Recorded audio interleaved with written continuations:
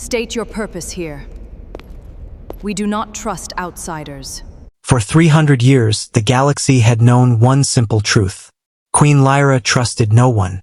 Not her generals. Not her royal guards. Not even the members of her own family. She had watched trusted advisors sell military secrets to enemy worlds. She had seen commanders abandon entire fleets to save themselves. And years earlier, someone she loved had opened the gates of her own palace to an invading army. Since that day, Lyra had built her entire life around one rule. Never trust anyone. The queen of the Valerian Empire was respected across thousands of worlds. But she was rarely loved. Her soldiers feared her. Her politicians obeyed her. And her enemies whispered that the queen had no heart. But Lyra didn't care. A heart, she believed, was simply another weakness waiting to be exploited. Then humanity arrived. And everything changed.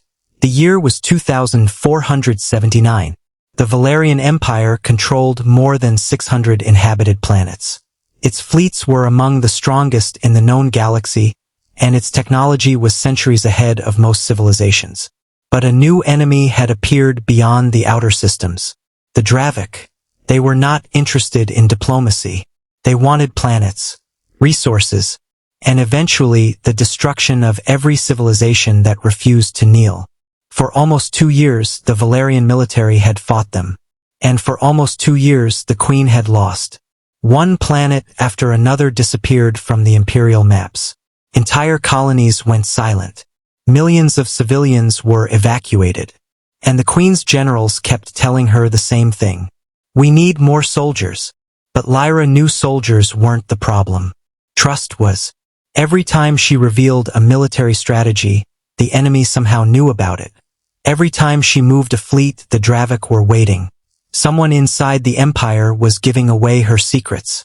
So Lyra made a decision that shocked her entire council. She would stop using Valerian guards. Instead, she requested protection from an unknown civilization. Earth. Humanity. The human delegation arrived 3 days later. Only one soldier stepped out of the transport. His name was Captain Adrian Cole. He wore simple black combat armor. No royal decorations. No medals displayed across his chest. No intimidating army behind him. Just one man. The queen watched him from the other side of the enormous throne room. Hundreds of Valerian guards stood between them. Lyra looked at him carefully. He didn't bow. He didn't look frightened. And most importantly, he didn't try to impress her. Captain Cole, Lyra said. Yes, Your Majesty. You understand that I requested a bodyguard? Not a diplomat? I understand. You understand that my enemies have killed 12 guards assigned to me in the last 6 months? Yes. And you're still willing to accept this assignment?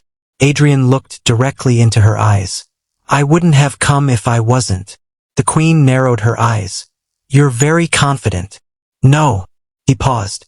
I'm prepared. For the first time in years, Lyra didn't immediately know what to say. That evening, the queen ordered Adrian to remain outside her private chamber. He didn't complain. He didn't ask questions. He simply stood there. 1 hour passed. Then 2. Then 4. Finally, one of the royal guards approached him. You can leave, the guard said.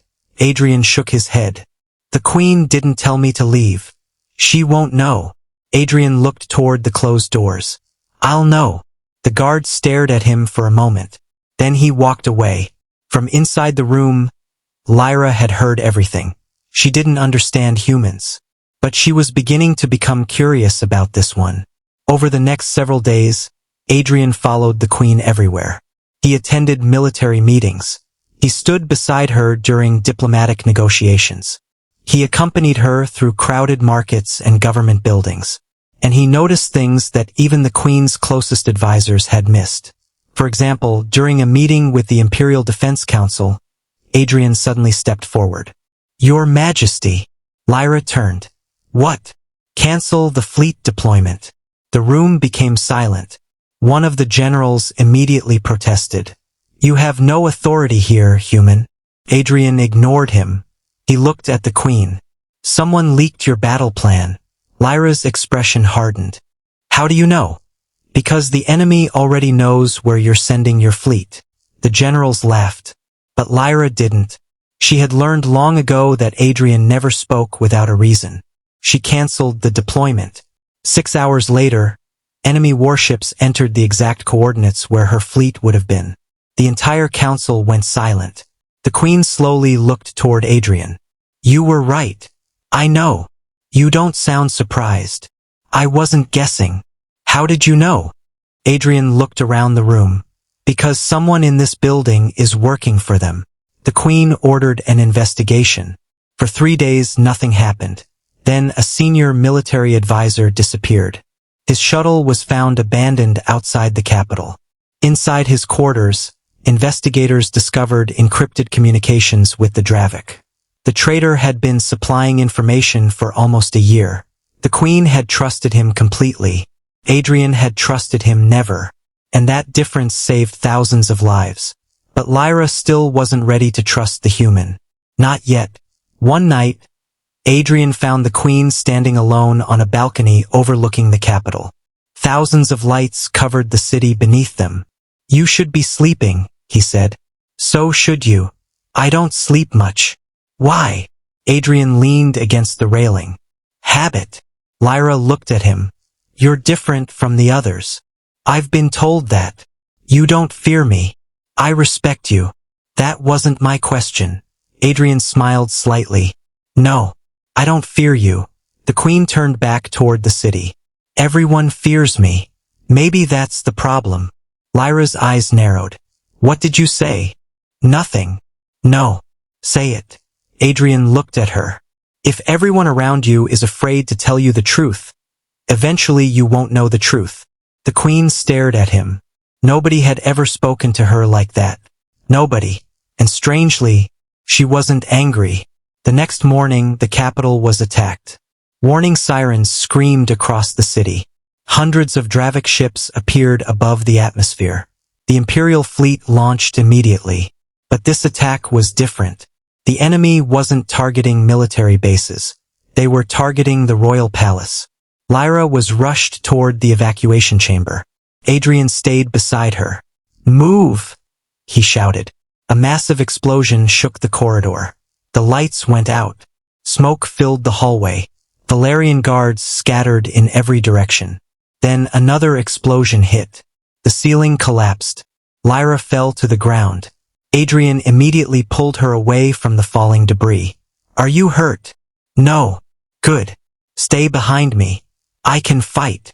I know. He raised his weapon. But today you're not fighting. They moved through the burning corridors. The palace was collapsing around them. And then they heard footsteps. Enemy soldiers. Dozens of them. Adrian looked at the Queen. Stay here.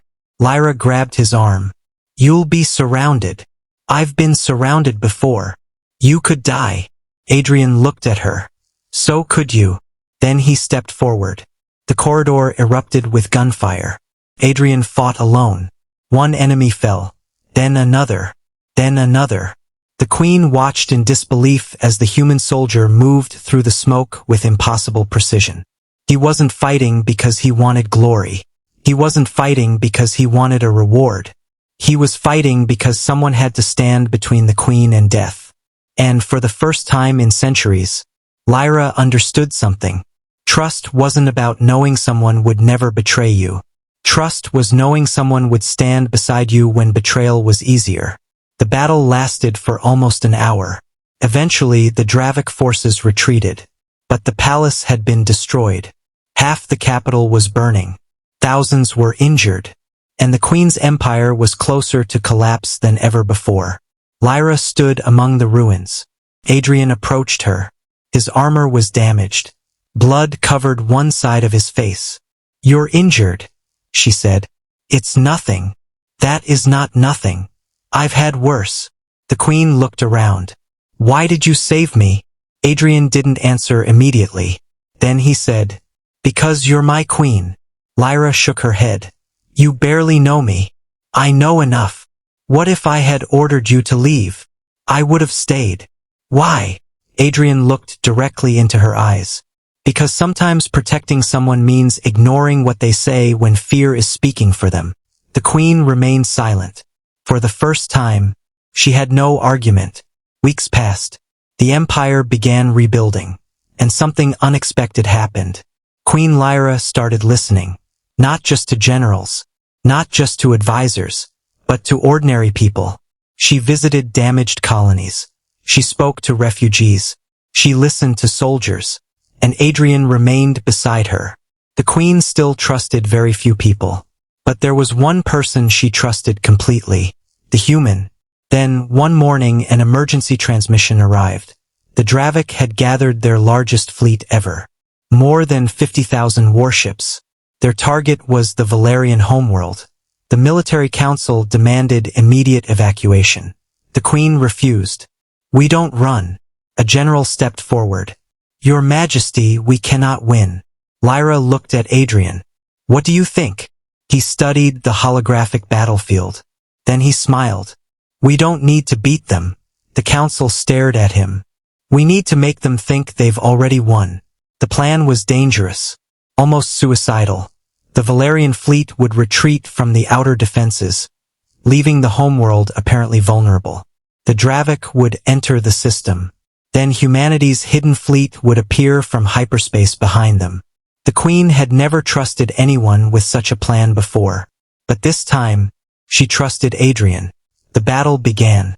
Thousands of enemy ships entered the system. The Valerian fleet retreated exactly as planned.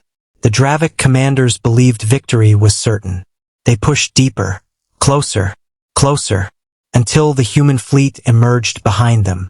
Hundreds of enormous warships appeared from hyperspace. Then thousands. The Dravik fleet suddenly found itself surrounded. The Queen's flagship moved forward. Her voice echoed across every communication channel.